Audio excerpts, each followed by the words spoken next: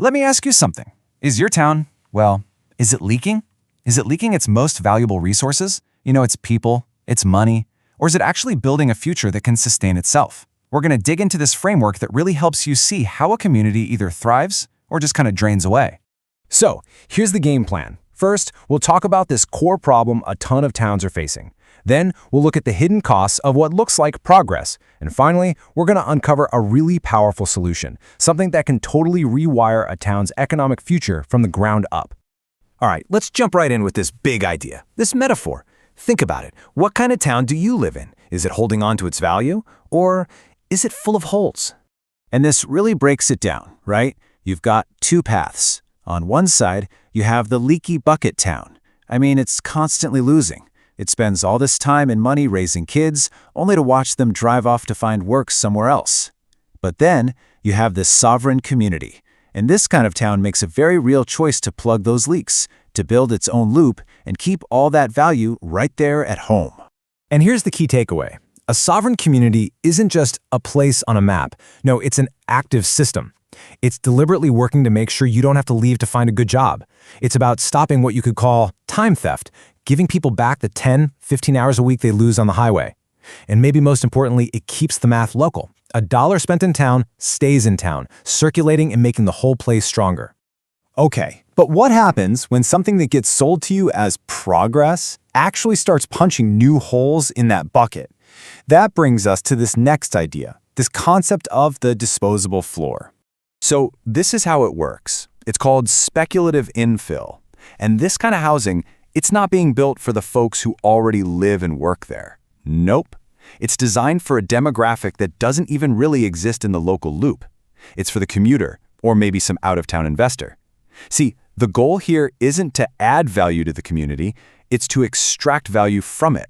What's really fascinating here is the perspective. This isn't about painting some developer as a villain. It's not a person, it's a system.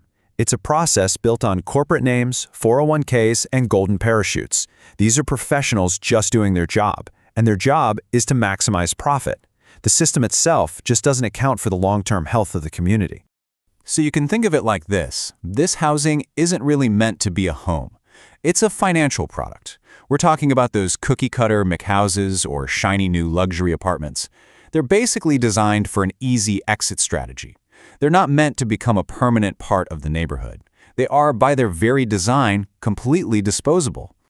And this whole disposable floor thing, it's not just some abstract economic theory. It has real, and I mean devastating consequences for the people who've lived in a town for generations. It creates this thing called displacement debt. It all kicks off with something called the appraisal trap. Here's how it works. A new luxury building goes up. Suddenly, the tax assessments for every single older home around it skyrocket.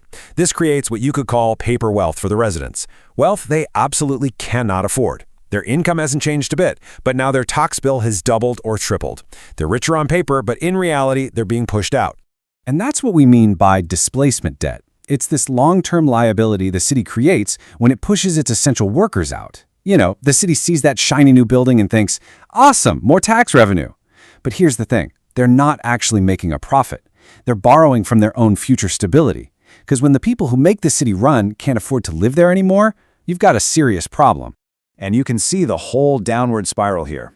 It starts with a catalyst, right? That new luxury building raises the rents. Then comes the displacement. The town's mechanic gets forced to move 30 miles out. Now the city starts paying the interest on that debt. Think road wear, pollution from that new commute.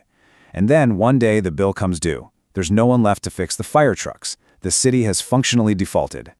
So, the big question is, how does a town stop borrowing from its future and start actually investing in it? How do you fight back against a system that feels so huge and so rigged for extraction? Well, the answer isn't just patching the holes in the bucket. It's about a total structural pivot to stability. It's about forging something we call the housing anchor. So, what is it? It's called anchor equity. And instead of chasing those big out-of-town developers, this strategy empowers legacy homeowners, the people already there, to build small-scale stuff on their own property. We're talking accessory apartments, little cottages, duplexes, housing for that missing middle workforce.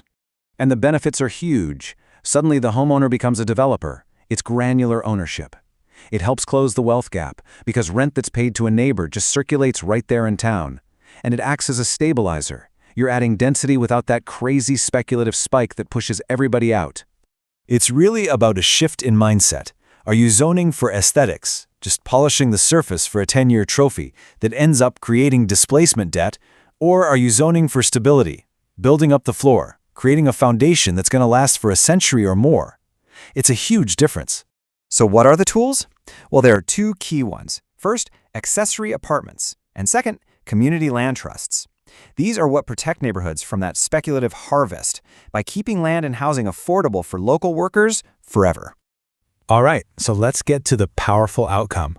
What happens when a town actually succeeds in forging its own housing anchor? Well, you get to close the local loop. And this really gets to the heart of it. Wealth isn't created by how much money flows into a town, it's created by how much money stays there. It's all about circulation, not just a one-time injection of cash. I love this analogy. Think of it this way. The labor hub, the people working in town, that's the engine generating all the value. And the housing anchor, that's the battery that stores that value. It keeps it right there, in the community, instead of letting it get drained away. Look, at the end of the day, the goal isn't to build a resort for visitors, right? Or a dormitory for transients. It's to anchor a home for the people who are already standing on the floor. It's about prioritizing them. So we'll leave you with this question to chew on. Is your town a leaky bucket, or is it a sovereign community? Because figuring that out, really understanding the answer, that's the absolute first step to building a better future.